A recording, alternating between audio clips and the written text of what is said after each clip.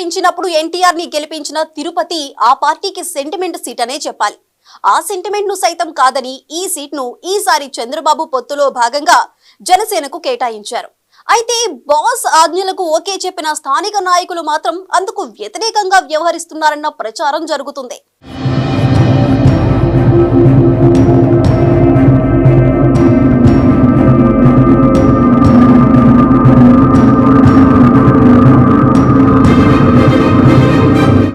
TDP ఆవిర్భావం నుంచి తిరుపతి టీడీపీకి బలమైన స్థానం. అయితే దాన్ని నిలబెట్టుకోవడంలో పార్టీ నేతలు విఫలమవుతున్నారు. సరైన అభ్యర్థిని ఎంపిక చేయలేక పార్టీ చతికిలపడుతోంది. టీడీపీ ఆవిర్భావ సమయంలో జరిగిన 1983 ఎన్నికల్లో నందమూరి తారక రామారావు ఇక్కడి నుంచి గెలిచారు. అప్పటి నుంచి తిరుపతి టీడీపీకి సెంటిమెంట్ సీటుగా మారిపోయింది. అయితే ఎన్నికలనగానే టీడీపీ తరచూ అభ్యర్థిని మారుస్తూ బలమైన నేతని తయారు చేసుకోలేకపోవడంతో చతికిలపడ్డం, తిరిగి లేవడం పరిపాటిగా మారింది. ఆ క్రమంలో 2009లో తిరుపతి నుంచి పీఆర్పీ అధ్యక్షుడు చిరంజీవి విజయం సాధించారు.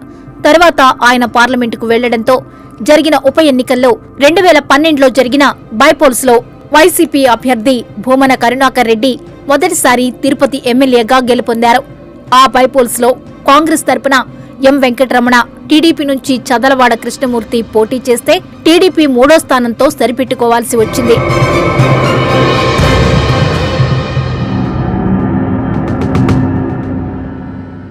2014 ఎన్నికల్లో కాంగ్రెస్ నుంచి టీడీపీలో చేరిన వెంకటరమణ వైసీపీ అభ్యర్థి కరుణాకర్ రెడ్డిని ఓడించాడు. వెంకటరమణ మరణం తర్వాత టీడీపీ నుంచి ఆయన భార్య సుగుణమ్మ పోటీ చేసి రికార్డు మెజార్టీతో విజయం సాధించారు. 2019 ఎన్నికల్లో రాష్ట్ర వ్యాప్తంగా వైసీపీ గాలి వీచినప్పటికీ తిరుపతిలో మాత్రం భూమన కరుణాకర్ రెడ్డి 708 స్వల్ప ఆధిక్యతతో సుగుణమ్మను ఓడించగలిగారు. టీడీపీ కేడర్ పరంగా అంత బలమున్న తిరుపతిలో ఎప్పటికప్పుడు అభ్యర్థిని మారుస్తుండడమే ఆ పార్టీకి మైనస్ గా మారుతూ వచ్చింది.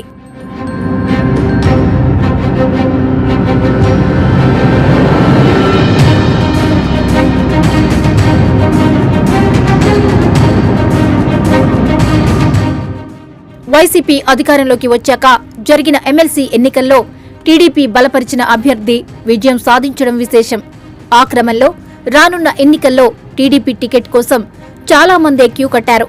మాజీ ఎమ్మెల్యే సుగుణమ్మతో పాటు ఉకా విజయ్ కుమార్, జెబి శ్రీనివాసులు, కొడూరి బాలసుబ్రహ్మణ్యం, నరసింహ యాదవ్, మబ్బు దేవనారాయణ రెడ్డి లాంటి వారు టికెట్ కోసం ప్రయత్నించారు. మరోవైపు జనసేన నుంచి డాక్టర్ హరిప్రసాద్, కిరణ్ రాయల్ గట్టిగా తమ వంతు ప్రయత్నాలు చేసుకుంటున్నారు. ఇదే సమయంలో చిత్తూరు సిట్టింగ్ ఎమ్మెల్యే అయిన అరణి శ్రీనివాసులు జనసేనలో చేరారు. టీడీపీలో ఉన్న బీకే సమీప బంధువు గంటా నరహరి సైతం జనసేన కండువా కప్పుకున్నారు. వారిద్దరూ కూడా టికెట్ రేసులోకి వచ్చారు. ఇలాంటి పరిస్థితుల్లో పొత్తుల లెక్కల్లో తిరుపతి సీటు జనసేన ఖాతాలోకి వెళ్లింది. టీడీపీ అధినేత చంద్రబాబు తిరుపతి సీటును జనసేనకు కేటాయిస్తూ నిర్ణయం తీసుకున్నారు. పార్టీ రాష్ట్ర అధ్యక్షుడు Atchannaidu Tirupati parliament segment TDP అధ్యక్షుడు నరసింహ యాదవ్, మాజీ ఎమ్మెల్యే సుగుణమ్మలకు ఆ విషయం వెల్లడించారు.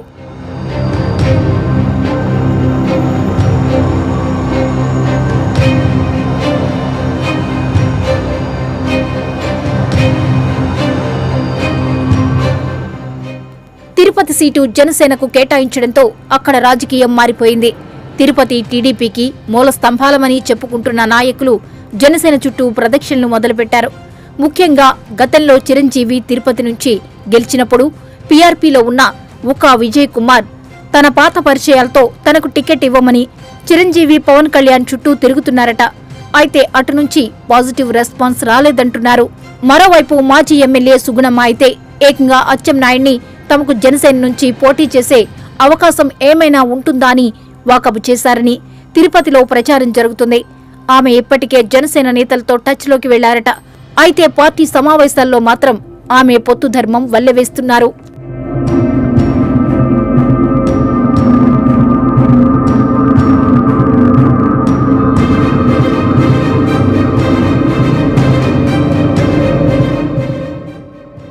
ఇంతకాలం టీడీపీ టికెట్ కోసం ప్రయత్నాలు చేసుకుని ఇప్పుడు జనసేన తలుపు తడుతున్న తిరుపతి నేతల్ని చూస్తూ అక్కడి కేడర్ జీర్ణించుకోలేకపోతోందట.